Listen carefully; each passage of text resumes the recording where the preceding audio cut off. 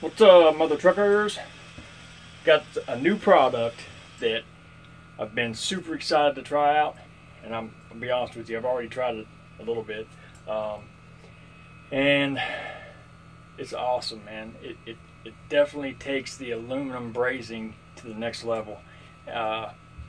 Just when I started to get somewhat to where I could use the regular aluminum weld rods that I got from Harbor Freight, I decided instead of screwing up any more projects and losing interest in them, because you know, you spend 2 days grinding on a bumper and then you screw it up because you melt it into a big blob of aluminum.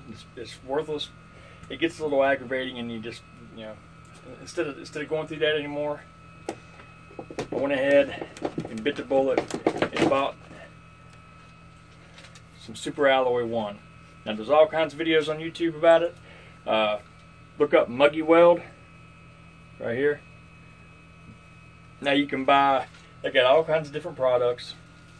This melts at 350 degrees. So basically what you're going to do is you're going to take the Super Alloy 1 flux, you're going to dip your rod in it, you're going to put it on where your joint is. After you clean your joint very, very, very well, it's got to be clean. They have another product that you can use on dirty stuff, but and I also got it, and I'm not too impressed with it yet. But this has to be clean, or your base material has to be clean. So clean your joint, dip your rod in this, rub it around the joint, heat up around the joint. Don't heat directly on the joint. You don't want to heat directly on your flux. Your flux is going to be your indicator when it's hot enough to add the rod. So you heat around, heat around, heat around, and then when the flux starts to turn like a golden caramel brown, that's when you can add your rod. And you just lay the rod on the joint and let it melt away. You don't have to do that rubbing stuff like you do with this other rod. Heat, heat, heat, then rub, then heat, then rub until it melts. You don't have to do all that crap. You just heat it up, flux turns brown, lay your rod there, let it do its thing. Get the other side of the joint if you need to, you know, depending on what you got going on, and you have a beautiful joint. Practice, and you do good. Now, I bought the starter kit of this and the Super Alloy 5. Just the starter kit with this and this is $65. All right, it may sound like a lot, and I guess for what it is, it kind of is. You get, I think, 6 or 7 rods, and you get this little bottle of flux. But if you really want to do aluminum brazing, it's, I don't know, for me, this is something I had to try. The Super Alloy 5 is a little bit different. I'll talk about that at a later time, but it has a patterned flux, and the rods look the same, but it melts at higher temperatures for a little bit bigger projects. But the Super Alloy 1, the red one I just showed you, it'll join like copper to brass and aluminum to stainless and all kinds of crap. Check them out, Muggyweld on YouTube. Now let's dive in here. I'm going to do a joint for you, show you what it looks like when it's as it's being done, and then we'll clean it up, and that'll be it, man. If you guys got any questions, feel free to hit me up.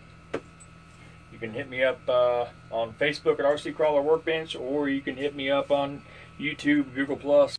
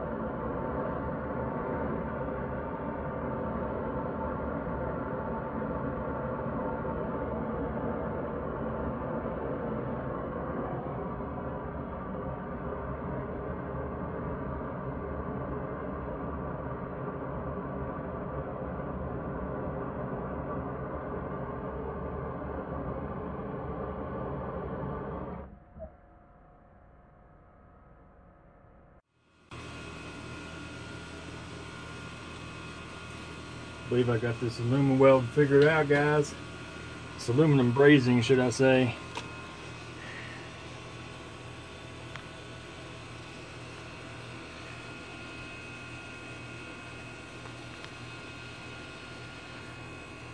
Gonna let that cool down a little bit.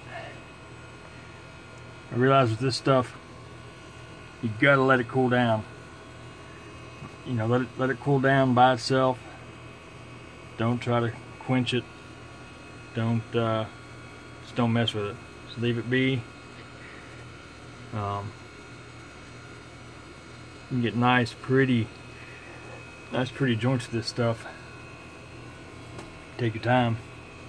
Try to do it right. What I'm doing here is I've got the mounts made, and you see all the extra holes. That's because I screwed up, and instead of wasting material, I just flipped it over and drilled the holes. And all this, those top holes there, all that'll be ground off. I'm gonna get rid of all that extra material so it looks better on the Bronco. I don't want all this stuff here hanging down, you know. So I'll draw me a line here and then grind all that away. But as soon as that cools down, we'll clean it up. All you need is a wire brush and some just room temperature, ambient temperature water, and a wire brush, and that'll clean right up.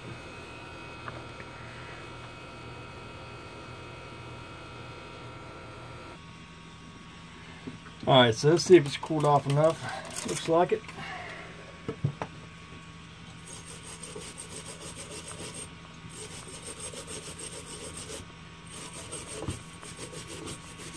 It's still a bit warm to the touch, but not too bad. Alright. Not bad, huh? Not bad for no grinding. Probably clean up this edge a little bit, but other than that, it's a good looking joint. Alright guys, this is the second joint.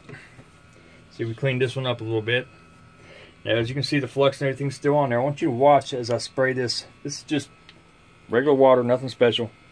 It's been sitting out here in my building. I use it to, you know, cool off parts sometimes. I want you to watch. The joint pretty much cleans itself. I ain't got enough water in this damn bottle to spray. I mean, it's clean. All you gotta do is spray some water on there.